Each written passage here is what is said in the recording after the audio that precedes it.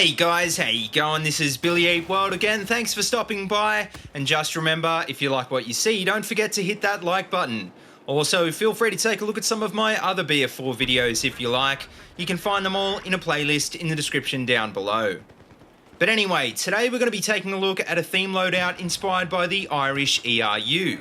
This one was suggested by Ollie is Small, who also suggested the Army Ranger Wing loadout a while ago, so if you like this video you might want to check that one out as well. If any of you other guys have a theme you'd like to see in a future video, then feel free to let me know in the comments section below. But just remember, I don't have time to check out every loadout, so make sure you come up with something fun and unique and there's a good chance I'll give it a go. So to kick off, the ERU, or Emergency Response Unit, are the primary counter-terrorism unit of the Irish Police, the Garda.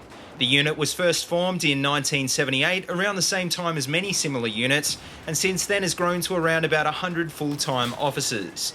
The ERU are trained to handle everything from hostage rescue to high-risk arrests, and they also provide security for high-level VIPs. So this means they actually share a lot of the same responsibilities as the Army Ranger Wing, and because of this, the two units train together on a regular basis.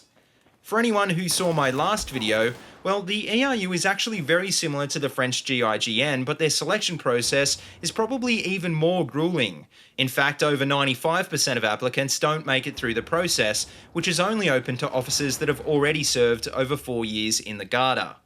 Once they've actually been accepted into the unit, officers still have to qualify 3 times a year in all firearms, and they have to pass regular fitness tests.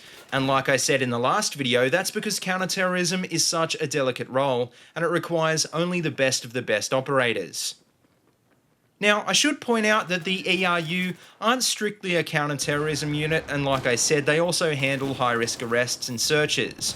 That being said though, Ireland has had its fair share of domestic terrorism, with groups like the IRA still active to this day. In fact, the offshoots of the IRA and various similar movements carry out over a half a dozen attacks every year. And to fund these attacks, they've even robbed banks and armoured cars, and the ERU have been deployed in response to a number of these attacks. These groups and other terrorist organisations are often well armed with military-style weapons, so to combat them it means the ERU need to be very heavily armed as well, and they actually use quite a few of the weapons available in BF4. For example, as you can see in the thumbnail, they use the HK416, and they also use the 870, the M1014 and the P226. But for most close-range engagements, their primary weapon is the MP7, which as you can see is the gun that I'm using in this video. Now, PDWs aren't really that useful in BF4, but in real life for a counter-terrorism unit like the ERU, they fit the role perfectly. And that's because they're compact and very mobile, and they generally have a larger capacity than most assault rifles, because they fire smaller ammunition. Also, generally, the ERU are shooting at unarmoured targets, which makes the 9mm P226 a decent choice in real life as it is in-game. But apart from that, the only other thing that really fits this theme are the flashbangs, because none of the engineer gadgets really work. As for attachments, well, as you can see in the thumbnail, the ERU use the EOTech sight, but I should point out that they probably normally use aimpoint optics on the MP7. They also seem to use a standard style flashlight and the integrated folding grip, but apart from that the gun is more or less stock standard. On the P226, well, once again I'm not running any attachments at all, but in this particular case the iron sights aren't that bad to begin with. But that's not to say an optic or a ghost ring wouldn't help, but it's not really that necessary because you're probably not going to be using it that often anyway. Now, as for how this loadout performed in-game, well, I think it's pretty obvious from the clips in this video that the MP7 does have some problems. Mainly, it just doesn't do enough damage despite its high rate of fire, so more than once you can see me disengage too soon and have to spray the target again. That being said though, with a 41 round capacity, it's got more than enough ammo to kill 3 guys with each mag, which is something that I had to adapt to. I'm so used to the super fast reload of guns like the M16 that I tend to twitch reload after every kill, and more than once that got me killed. Problems aside though, the MP7 does have very good hipfire accuracy for run and gunners, but on the other hand it's got a fairly decent pull to the right.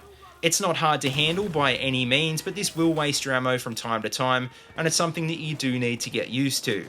In general though, like I said, the PDWs in BF4 just aren't that good, so for pretty much anything but TDM and Rush, it's not going to be a whole lot of fun.